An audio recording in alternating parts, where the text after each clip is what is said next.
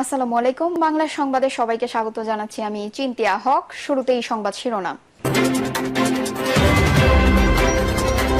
বর্তমান সরকারকে জাতীয় সরকারের রূপ দিতে হবে বলছেন নূর।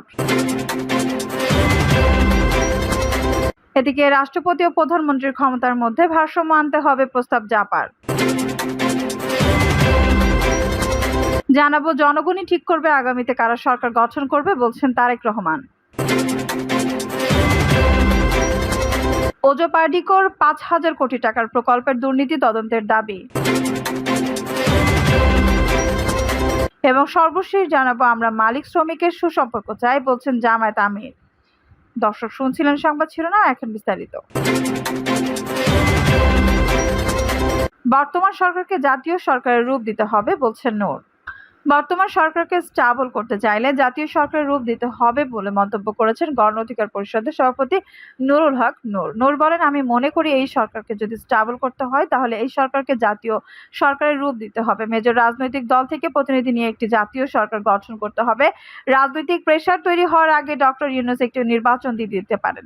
তিনি বলেন, আনসারদের দমাতে কোনো ছাত্রদের ব্যবহার করতে হবে। পুলিশ এখনো ফাংশনাল হচ্ছে না, এটা একটা অশনির সংকেত। রাষ্ট্র চালাতে আবেগ নয়, ন্যায় নীতির ভিত্তিতে কাজ করতে হবে। গণ অধিকার পরিষদের সভাপতি বলেন, একই ব্যক্তি দুবার প্রধানমন্ত্রী থাকতে পারবে না, এটা নিশ্চিত হতে হবে। আমরা একটা নতুন রাজনীতি চাই, কাঙ্ক্ষিত লক্ষ্যে পৌঁছে সরকার সহযোগিতা করতে হবে। উল্লেখ করে নূর বলেন, এই মুহূর্তে কোনো আন্দোলন করা যাবে না। এখন অযথা শাহবাগে প্রেস ক্লাবে আন্দোলনকে আমরা সমর্থন দেব না। তিনি বলেন, তরুণদের ক্ষোভের জায়গা যেটা সেটি হচ্ছে বেকারত্ব। তরুণ সমাজের মাদক ধ্বংস করছে। আমি মনে করি এটা নিয়ে কাজ করা দরকার।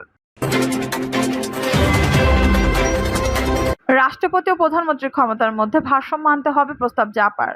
প্রধান উপদেষ্টার কাছে প্রতিটি দল সংস্কার প্রস্তাব তুলে ধরেছে জানিয়ে জাতীয় পার্টির মহাসচিব মুজিবুল হক চুন্নু বলেছেন, প্রধানমন্ত্রী কেন্দ্রিক ক্ষমতা কুক্ষিগত করে রাখার যে ব্যবস্থাপনা এবং সে যেখানেই থেকেই স্বৈরতন্ত্রের উদ্ভব, এই জায়গায় যেন ভারসাম্য তৈরি করা হয় সেই প্রস্তাব দেওয়া হয়েছে। তিনি বলেন, প্রধানমন্ত্রী পদে এক ব্যক্তি 2 মেয়াদে বেশি না থাকার প্রস্তাব দিয়েছে জাতীয় পার্টি। একই সঙ্গে প্রধানমন্ত্রী, রাষ্ট্রপতি, জাতীয় সংসদ এবং নির্বাহী বিভাগের মধ্যে ক্ষমতার ভারসাম্য আনার প্রস্তাবও দেওয়া হয়। এছাড়া কোনো ব্যক্তি যেন একই সঙ্গে প্রধানমন্ত্রী ও সংসদ নেতা হতে না পারে সেই প্রস্তাব দিয়েছে জাপা। মুজিবুল হক চুন্নু বলেন, ছাত্র আন্দোলনে যারা শহীদ ও আহত হয়েছেন তাদের বীর সেনা উপাধি দিয়েছেন প্রধান উপদেষ্টা। এই সময় জিএম কাদের প্রধান উপদেষ্টার প্রস্তাব দিয়েছেন প্রধানমন্ত্রী পদে এক ব্যক্তি 2 বারের বেশি সময় যেন না থাকেন। এছাড়া কোনো রাজনৈতিক দলের পক্ষে ব্যাপক হারে সংস্কার করা সম্ভব নয়। আপনি যেহেতু সুযোগটুকু পেয়েছেন তাই ব্যাপক সংস্কার করতে পারবেন। আর এই সংস্কার করতে গিয়ে যতটুকু সময় প্রয়োজন সে সময় জাতীয় পার্টির পক্ষ থেকে দেওয়ার হবে। জাতীয় পার্টির মহাসচিব বলেন, দেশের প্রশাসন, বিচার বিভাগ এবং সাংবিধানিক প্রতিষ্ঠানগুলোতে নির্বাচন সরকার হলে এই কাজগুলো করতে চায় না। আমাদের চেয়ারম্যান বলছেন, তারা অন্তর্বর্তী সরকার জনগণের অকুণ্ঠ সমর্থন আছে। দেশের মানুষ আশা করে আপনারা কাজগুলো করবেন। রাষ্ট্রপতি ও প্রধানমন্ত্রী ক্ষমতার মধ্যে ভারসাম্য আনতে হবে। সংবিধান অনুযায়ী যতগুলো নির্বাচন হয়েছে সেসব নির্বাচনে জাতীয় পার্টি অংশ নিয়েছে জানিয়ে তিনি বলেন, ভালো নির্বাচন হলে নির্বাচন সরকার যে ভালো কাজগুলো করবেন সেটা অনেক সময় করেন না। দেশের স্বাধীনতার পর থেকেই যারাই ক্ষমতায় এসেছে তারাই কম বেশি ভুল ত্রুটি করেছে বলে দাবি করেন চুন্নু। তিনি বলেন, আমাদের অনেক ভুল ত্রুটি আছে, যেটুকু সময় প্রয়োজন সেটুকু দেওয়া হবে। জনগণই ঠিক করবে আগামীতে কারা সরকার গঠন করবে বলছেন তারেক রহমান। আগামীতে কারা সরকার গঠন করবে বাংলাদেশের জনগণই তা ঠিক করবে বলে মন্তব্য করেছেন বিএনপির ভারপ্রাপ্ত চেয়ারম্যান তারেক রহমান। নেতাকর্মীদের সতর্ক করে তারেক রহমান বলেন, স্বৈরাচার পতন গণতন্ত্রকামী জনগণের দীর্ঘ আন্দোলনের বিজয় নিকট। অতীতে স্বৈরাচার ছিল দৃশ্যমান গণনিপীড়নকারী, আর এখন স্বৈরাচারের দোসররা অদৃশ্য শক্তিরূপে জনতার বিজয়কে প্রশ্নবিদ্ধ করার ষড়যন্ত্র চালিয়ে যাচ্ছে। দৃশ্যমান প্রতিপক্ষের চাইতে অদৃশ্য শত্রুরা অনেক বেশি ভয়ঙ্কর। দৃশ্যমান প্রতিপক্ষকে আমরা চিনি, তাদের আক্রমণের ধরন আমাদের পরিচিত, কিন্তু অদৃশ্য শত্রুরা অচেনা আর সর্বোচ্চ তাদের অবস্থান এবং তাদের কৌশলও চোরাগোপ্তা। এই ষড়যন্ত্র মোকাবেলায় তৃণমূল নেতাকর্মীদের সার্বক্ষণিক সতর্ক থাকতে হবে। দৃঢ় আশাবাদ ব্যক্ত করে বিএনপির ভারপ্রাপ্ত চেয়ারম্যান বলেন, তৃণমূল সতর্ক নজরদারি রাখলে কোনো ষড়যন্ত্রকারী দলের সুনাম ক্ষুণ্ণ করতে পারবে না ইনশাআল্লাহ। একই সঙ্গে দলের বিরুদ্ধে ষড়যন্ত্রকারী সব অদৃশ্য ও অদৃশ্যমান শক্তিকে প্রতিহত করতে তৃণমূলকে সজাগ, ঐক্যবদ্ধ এবং সর্বোচ্চ সতর্ক থাকার নির্দেশনা দেন তারেক রহমান। এদিকে বিএনপির ৪৬তম প্রতিষ্ঠা বার্ষিক উপলক্ষে আজ গণমাধ্যমে পাঠানো এক বনানীতে তারেক রহমান বলেন, গণতন্ত্রকে নির্বাসন থেকে ফিরিয়ে আনার সময় এসেছে। আইনের শাসন, মত প্রকাশ, সংবাদপত্র ও বিচার বিভাগের স্বাধীনতা নিশ্চিত করতে পারলেই ১.৫ যুগ ব্যাপী গণতান্ত্রিক আন্দোলন, শহীদদের আত্মত্যাগ সার্থক হবে। তারেক রহমান বলেন, প্রতিষ্ঠা বার্ষিকীর শুভ লগ্নে আমাদের অঙ্গীকার হোক বাংলাদেশকে নিপীড়ন, নির্যাতন সহ সব পৈশাচিক মুক্ত একটি সুস্থির শান্তিময় নাগরিক অধিকার সুরক্ষা দেশ হিসেবে গড়ে তোলা।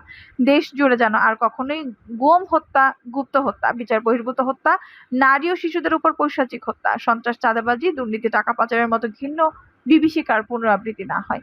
জনগণের অধিকার আদায়ে তাদের দুঃখ কষ্ট লাঘবে এবং দেশের স্বাধীনতা, সার্বভৌমত্ব রক্ষা ও বহুদলীয় গণতন্ত্রের ধারা আবারও পূর্ণ প্রতিষ্ঠা করে এখন বিএনপির মূল লক্ষ্য। ওজোপাডিকোর 5,000 কোটি টাকার প্রকল্পের দুর্নীতি তদন্তের দাবি।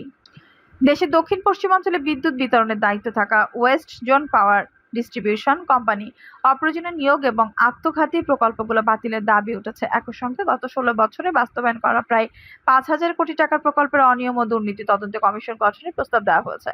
পশ্চিমাঞ্চল বিদ্যুৎ বিতরণ শ্রমিক কর্মচারী ইউনিয়নের সাধারণ সম্পাদক মোহাম্মদ মুজিবুর রহমান লিখিত বক্তব্যে বলেন, গত 16 বছরে ওজোপাডিকোতে 4,725 কোটি টাকা ব্যয়ে 4টি প্রকল্প বাস্তবায়ন করা হয়েছে। প্রতিটি প্রকল্পে ব্যাপক অনিয়ম ও লুটপাট হয়েছে। এসব প্রকল্পের দুর্নীতি তদন্ত করার জন্য একটি কমিশন গঠন করতে হবে। একই সঙ্গে স্মার্ট মিটারিং প্রকল্প বাতিল করে বর্তমান আর্থিক সংকট মোকাবেলায় অর্থ সাশ্রয়ে উদ্যোগ নিতে হবে, কারণ গ্রাহকরাই বর্তমানে বাজার থেকে মিটার কিনে নতুন সংযোগ নিচ্ছেন।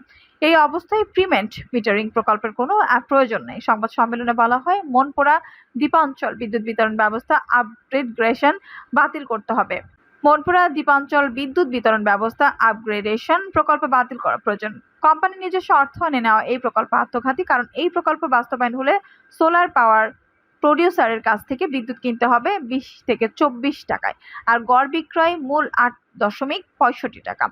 গড়ে প্রতি ইউনিট লোকসান হবে 12 থেকে 16 টাকা। আমরা মনপুরা সাবমেরিন কেবলের মাধ্যমে গ্রিড থেকে বিদ্যুৎ সরবরাহের দাবি জানাই।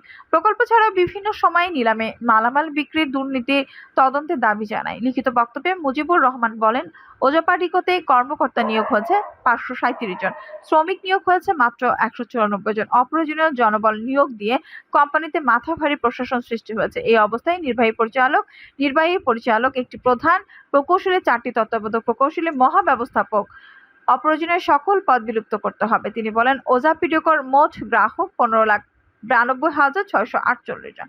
এর বিপরীতে সরাসরি গ্রাহক সেবার দায়িত্বে থাকা কারিগরি শ্রমিক বা লাইন স্টাফ আছেন 485 জন, অর্থাৎ প্রতি 3,248 জন গ্রাহক সেবা প্রদানের জন্য মাত্র একজন লাইন স্টাফ রয়েছেন। তাদের 24 ঘন্টা কাজ করতে হয়।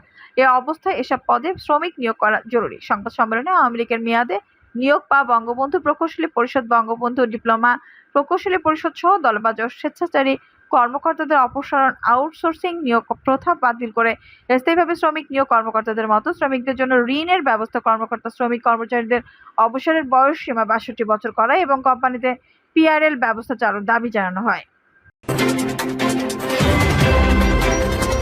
আমরা মালিক শ্রমিকের সুসম্পর্ক চাই, বলছেন জামায়াত আমির।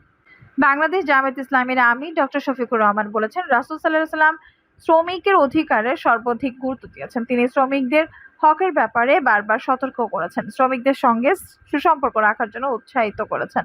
তিনি বলেন, আমরা মালিক শ্রমিকের সুসম্পর্ক চাই, মালিক শ্রমিক কেউ কাউকে ঠকাবেন না, এখান থেকে সবাই উপকৃত হবে। এই স্লোগান বাস্তবায়ন করতে চাই। এই বাগান থেকে চারা গাছ উঠিয়ে সমাজের সব জায়গায় রোপণ করতে চাই। আল্লাহ চাইলে এই ন্যায়ের বাগান তখন পরিপূর্ণ হবে, বৈষম্য দূর হবে। ডক্টর শফিকুর রহমান বলেন, আল্লাহ রাব্বুল আলামিন মানুষকে শ্রমিকের অধিকার লঙ্ঘন না করতে এবং তাদের সঙ্গে ইনসাফপূর্ণ আচরণ করার নির্দেশ দিয়েছেন। রাসূল সাল্লাল্লাহু আলাইহি ওয়াসাল্লাম শ্রমিকদের অধিকার রক্ষায় সর্বোচ্চ সচেষ্টা ছিলেন। শ্রমিকদের কেন্দ্র করে অনেক শ্রমিক সংগঠন ও ট্রেড ইউনিয়ন গড়ে উঠেছে। এই সংগঠনের নেতারা শ্রমিকদের কষ্ট, ব্যথা, বেদনার খবর জানেন, কিন্তু গতানুগতিক ধারায় শ্রমিক নেতারা শ্রমিকদের দুর্দশা কিভাবে দূর করতে হবে সে সম্পর্কে ওয়াকিবহাল নন, বরং শ্রমিকদের পুঁজি করে কিভাবে নিজেদের ভাগ্য বদলাতে হবে তা ভালো করে জানে। ফলে শ্রমজীবী মানুষরা প্রতিযুগে এই সভায় ট্রেড ইউনিয়ন ও নেতৃত্বের কাছে বারবার প্রতারিত হয়েছে এবং এখনো হচ্ছে। আল্লাহ মানব জাতিকে ন্যায় ও ইনসাফের বিধান দিয়েছেন, তা যদি রাষ্ট্রীয় পর্যায়ে প্রতিপালন করা হয় তাহলে শ্রমিকদের দুঃখ, ব্যথা, বেদনা দূর হবে। ইনসাফের মানদণ্ডের উপর যার যার প্রাপ্যতা নিশ্চিত হবে। তিনি বলেন, একজন শ্রমিক যখন দেখবে তার শ্রমের ন্যায্য মূল্যায়ন করা হয়েছে, তখন শুধু দেহের শক্তি নয়, মনের শক্তি যুক্ত হবে। এতে উৎপাদন ক্ষমতা বেড়ে যাবে। এতে কার্যত মালিকরা শ্রমিকদের থেকে বেশি লাভবান হবে। অন্যান্য ট্রেড ইউনিয়ন মালিক শ্রমিকের সংঘাত লাগাতে চায়, আমরা এটা চাই না। মালিকরা উদ্যোক্তা না হলে শ্রমিকরা শ্রম খাটাবে কোথায়? আবার শ্রমিকরা না থাকলে কাকে দিয়ে উদ্যোগ বাস্তবায়ন করবে? আমরা শ্রমিক ময়দানে একটি বিপ্লব ঘটাতে চাই।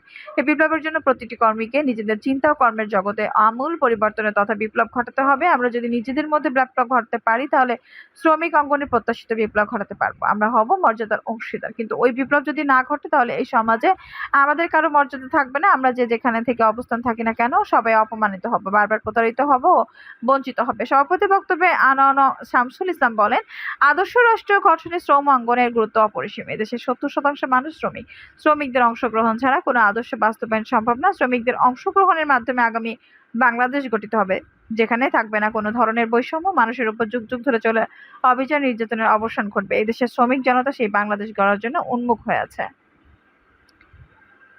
দর্শক, এই ছিল এখনকার সর্বশেষ সংবাদ। নিউজটি ভালো লাগলে অবশ্যই একটা লাইক দিন, কমেন্টে আপনার মূল্যবান মতামত জানান। সবসময় আমাদের পাশে থাকতে সাবস্ক্রাইব করে বেল বাটনটি অন করে রাখুন। ধন্যবাদ।